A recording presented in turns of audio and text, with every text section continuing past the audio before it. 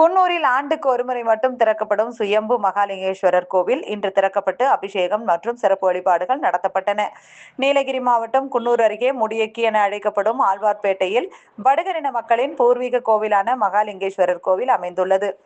சுவாமி சுயம்புலிங்கமாக எழுந்தருளியிருக்கும் இக்கோவிலில் ஆண்டுதோறும் ஜூன் மாதம் ஒரு நாள் மட்டும் நடை திறந்து அபிஷேக ஆராதனைகள் நடத்தப்படுகின்றன. இந்த ஆண்டுக்கான விழா இன்று நடந்தது. காலை 7:30 மணிக்கு நடை திறக்கப்பட்டது. இனி அடுத்த ஆண்டுதான் நடை திறக்கப்பட்டு அபிஷேகம் செய்யப்படும். கோடமலை கிராமத்தில் முதல் கன்று ஈன்ற மாட்டின் பாலை பச்சை மூங்கிலில் சேகரித்து அதை கொண்டு மகாலிங்கேஸ்வரருக்கு அபிஷேகம் செய்வர்.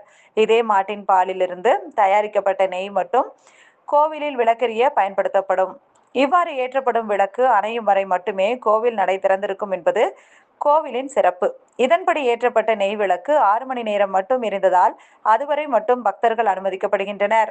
இந்த விழாவில் ஏராளமான பக்தர்கள் நீண்ட வரிசையில் நின்று பாரம்பரிய உடை அணிந்து ஐயனை தரிசனம் செய்தனர். தொடர்ந்து பிரசாத விநியோகம் நடைபெற்றது.